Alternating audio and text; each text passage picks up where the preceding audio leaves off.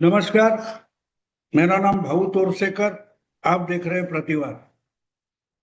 दोस्तों, पिछले एक महीने से मैं बहुत विचलित हूँ, डिप्रेस्ड हूँ, फ्रस्ट्रेटेड हूँ।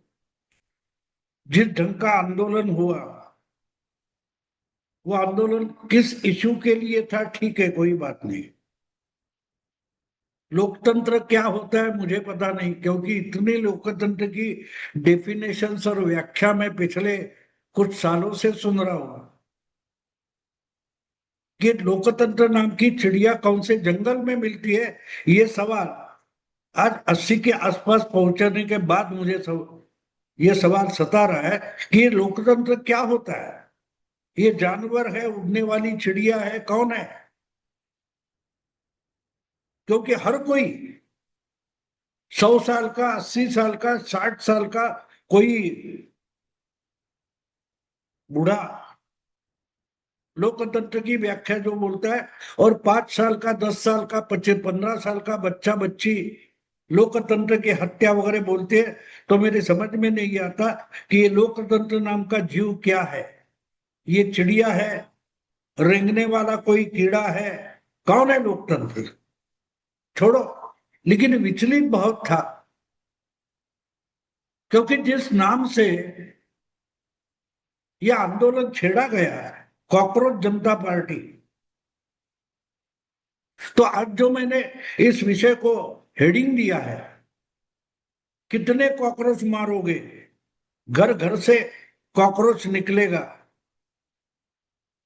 तो मुझे मालूम है कि आप जान गए हो कि मैंने ये हेडिंग या स्लोगन कहां से निकाली है। असलियत में पिछले 2 दिन से मैं कहीं ना कहीं से ये स्लोगन, ये नारेबाजी सुनने के लिए तरस गया हूं। कोई ना कोई राहुल गांधी हो, या हमारे उद्धव ठाकरे हो, या और कोई राजदीप सरदेसाई जैसा हो, वो आगे आकर कहेगा, अरे कितने मोदी जी, कितने कॉकरोच मारोगे, हर घर से कॉकरोच निकलेगा। ऐसा कोई मोदी को आगे आकर सुनाए, इसका मैं इंतजार कर रहा था। हमारी फितरत कितनी बिगड़ती जा रही है या बनती जा रही है, मुझे पता नहीं है।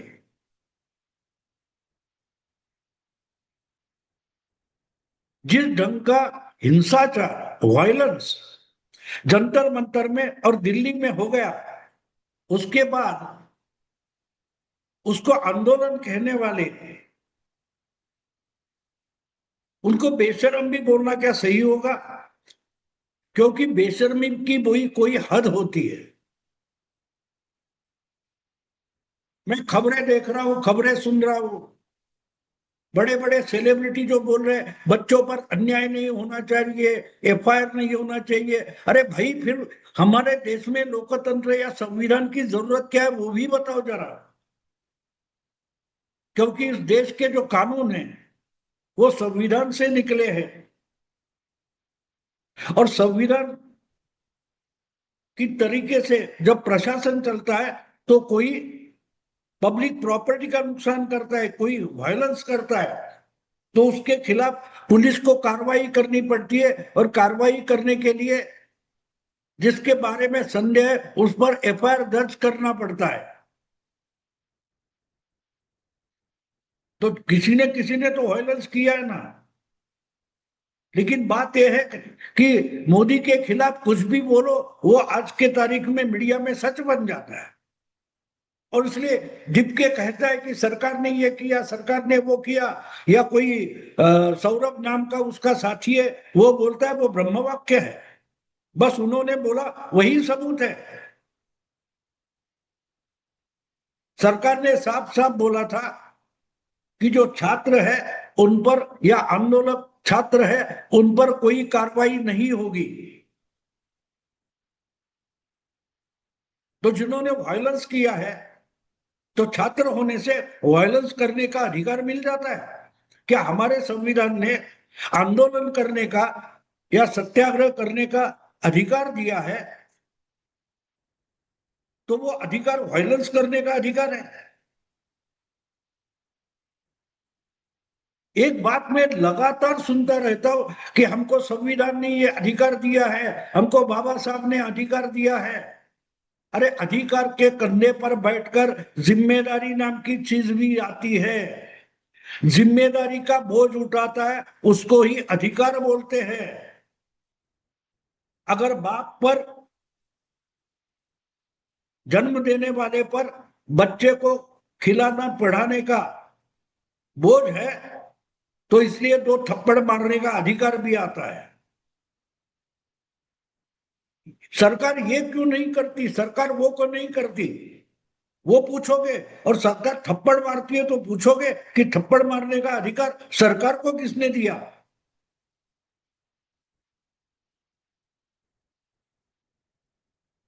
इसलिए मुझे ये हेडिंग अचानक से दिमाग में आया कि अभी तक कोई डफली गैंग हो, टुकड़े गैंग हो, या कोई राजदीप जैसा बड़ा पत्रकार हो, उसने क्यों नहीं कहा कि कितने कॉकरोच मारोगे, हर घर से कॉकरोच निकलेगा। क्यों निकलते हुए हम देख रहे हैं। अच्छे खासे घर के कुछ पढ़ने वाले, लिखने वाले, रील्स वगैरह बनाने वाले,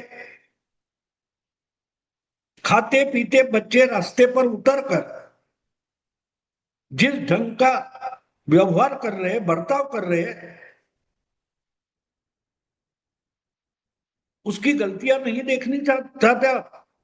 तो आप एक तरीके से बोल रहे हो कि हमको केओस चाहिए, हमको संविधान नहीं चाहिए, संविधान बचाने के लिए संविधान की और कानून की धज्जियां उड़ानी चाहिए।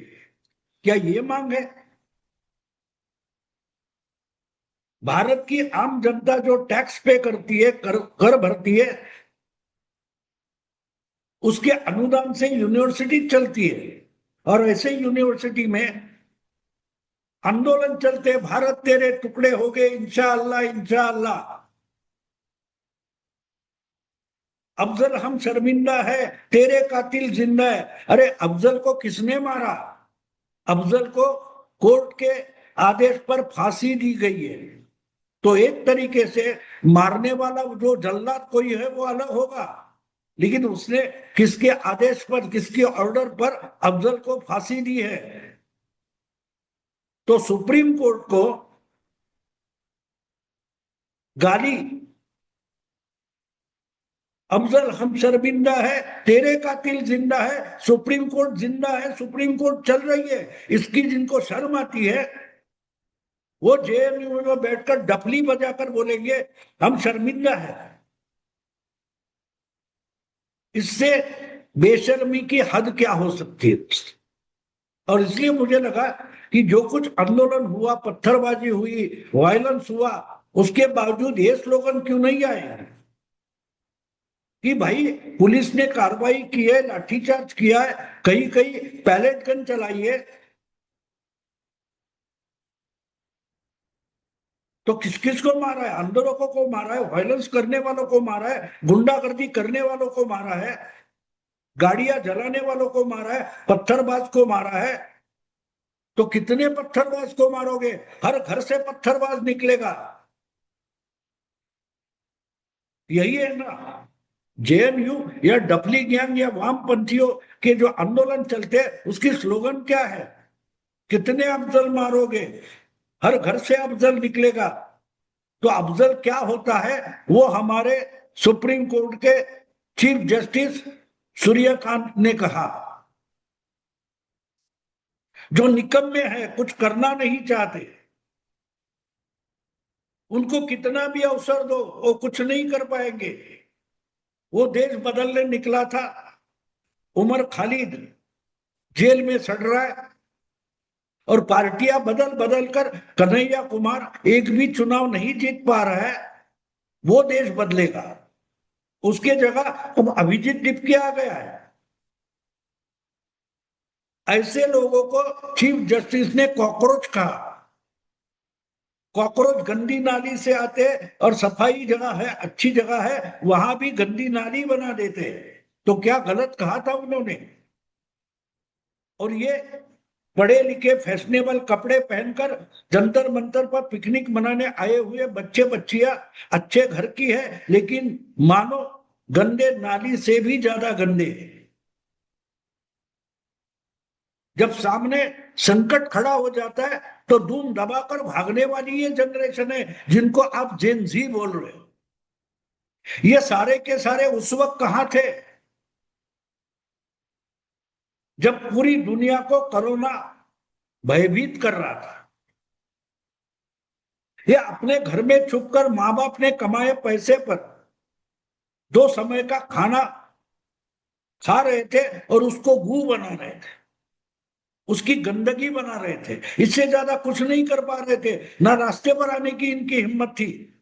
ऐसे वक्त में खाली पेट मुंबई या हो, बंगलोर हो, या और कोई अहमदाबाद हो या चेन्नई हो, वहां से निकलकर उड़ीसा, बंगाल या यूपी तक चलते चलते निकले हुए लाखों लाखों मजदूर थे जिनके पेट में खाना तक नहीं रसीद हो रहा था। फिर भी जिंदगी जीने के लिए जितने कष्ट करने हैं वो करते करते वो अपने गांव पहुंचे थे। उनके लिए बस नहीं थी, ट्रेन नहीं थी, लेकिन प्रयास था, इच्छा थी। दूसरा कोई हमें दे दे, सरकार ये करे, सरकार वो करे, नहीं। वो अपने घर से निकल पड़े थे, मुंबई से, पुणे से, वगैरह वगैरह। कोई कोई वाहन मिलने की गारंटी नहीं थी, बस मरना ही उनके हाथ में था। क्योंकि खाने को काम नहीं था, हाथ को काम नहीं था, खाने को अन्न अनाज नहीं था, तो चल पड़े।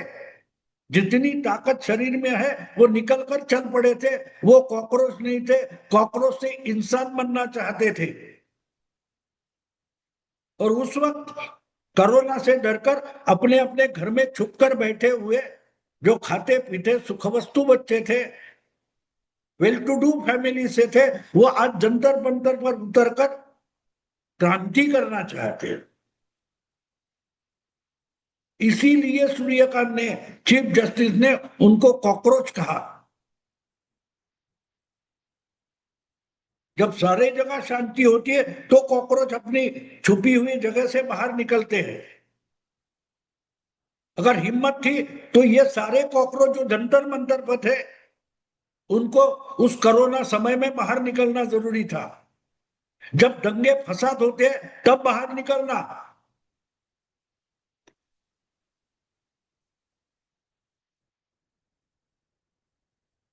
खाते पीते बच्चे कॉकरोच बन गए। और इसलिए सही कहा उन्होंने। और मुझे तो लगा कि अब ये स्लोगन बननी चाहिए, कितने कॉकरोच मारोगे मोदी जी, कितने कॉकरोच मारोगे। हर घर से कॉकरोच निकलेगा, हर गंदगी से कॉकरोच जरूर निकलता है। क्योंकि कॉकरोच का काम ही ये है कि सड़ी गली चीजें जो है उनको खाकर उनको फिर से मिट्टी बनाना, उसका खाद बनाना। कॉकरोच दिखने में कितना भी गंदा प्राणी हो, लेकिन वो इस नैसर्गिक रचना में कुछ अच्छा भी काम करता है। क्या इन्होंने काम किया अच्छा? जंतर मंतर पर साफ सुथरी जगह है, वहां गंदगी करके ये निकल गए।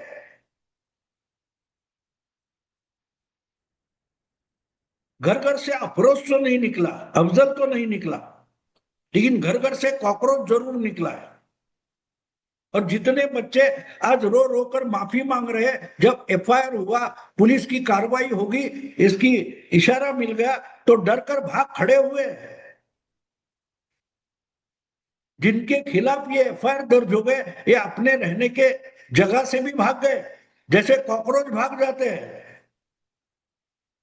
कोई वो लाल हिट मारता है या और कुछ करता है या दरवाजा खोलता है तो कपड़ में बैठे कॉकरोच और कहीं अंदर छुप जाते हैं। इसी ढंग से ये सारे छुप गए। सवाल दोस्तों ये है, सवाल सीधा है कि कहां से ये कॉकरोच हमारे घर में पैदा हुए। ये हर पेरेंट को सोचना जरूरी है। इनके जो जन्मदाता है उनको ये नहीं सोचना चाहिए कि बच्चे हैं गलती कर देते हैं। अगर आप अच्छा खाना कपड़ा वगैरह दे रहे हो, सारी सुविधा अपने मेहनत की कमाई से ये पेरेंट दे रहे हैं, उसके बावजूद ये बच्चे कॉकरोच कैसे निकले? हर पेरेंट को ये सोचना चाहिए कि हमने तो इंसान का बच्चा तैयार किया था, उसको जन्म दिया था, ये कॉकरोच कैसे बन गया? पुलिस क्या कार्रवाई कर रही है? सरकार माफ करती है कि नहीं? मोदी जी ने माफ किया वगैरह बोलना छोड़ दो, भूल जाओ। जिनके बच्चों ने ये गंदगी की है, ऐसे जो पेरेंट है, उनको एक काम करना चाहिए, घर में झांक कर देखना चाहिए कि मैंने तो इंसान का बच्चा पैदा कर दिया था, ये कॉकरोच कैसे बन गया? इसको किसने कॉकरोच कर दिया? वरना कुछ दिन में ये स्लोगन आ जाएगी, कितने कॉकरोच मारोगे? वो सौरभ नाम का उनका जो कोई है, कॉकरोच जनता पार्टी का, वो बोलता है गाली देना गुनाह कब से हो गया? ये इनकी कल्चर है दोस्तों, ये इनकी कल्चर है। कल यही माँ से पूछेंगे, किसने कहा था कि बाप के साथ सो जाओ और मुझे पैदा करो? आपने मुझे पैदा किया, वही आपकी सबसे बड़ी गलती है, अब भुगतो। ये बेटा जब माँ को बोलेगा तब आप जाग जाओगे, कब जाग जाओगे आप? जो कल्चर जेएनयू से लेकर इंटेलेक्चुअल क्लास तक और मीडिया से लेकर ये ग्लोरिफिकेशन तक पहुंचा है, उसने आपके घर में पले बड़े बच्चों का संस्कार खरोच लिया है, उसको कॉकरोच बना दिया है। राजदीप सरदेसाई बोलते हैं हाँ मैं कॉकरोच हूं, वो तो कॉकरोच पहले से ही है, उसकी फितरत ही कॉकरोच है। तो स्लोगन ले लो, यही स्लोगन ले लो, इसलिए मैं आपको ये स्लोगन दे रहा हूं। बोलो, तुम कितना कॉकरोच मारोगे? हर घर से कॉकरोच निकलेगा। लेकिन एक बात भी मत भूलो, जब घर की सफाई करनी पड़ती है, समाज की सफाई करनी पड़ती है, तो लोग खुद कानून हाथ में लेते हैं, और वो होने लगा है। ये जो कॉकरोच करके जंतर मंतर पर पार्टी कर रहे थे, ऐसे बच्चों को अपने अपने मोहल्ले से, अपने चाल से, अपनी बस्ती से, अपने गली से, अपने कॉलोनी से लोग निकल बाहर कर रहे हैं। उनको अपने ही इलाके में घूमना फिरना मुश्किल हो गया। क्यों मुश्किल हो गया? कॉकरोच कोई अभिमान जैसी चीज नहीं मानी जाती। तो इसलिए अगला आंदोलन करो, इसकी स्लोगन यही रखो, कितने कॉकरोच मारोगे? हर घर से कॉकरोच निकलेगा, तो हर घर साफ करना पड़ेगा। मैं विचलित हूं, इसलिए थोड़ा गुस्से में बोल रहा हूं। ठीक है दोस्तों, अभी रुकता हूं। अगर वीडियो पसंद आए तो लाइक कीजिए, शेयर कीजिए और प्रतिवाद को सब्सक्राइब कीजिए। नमस्कार।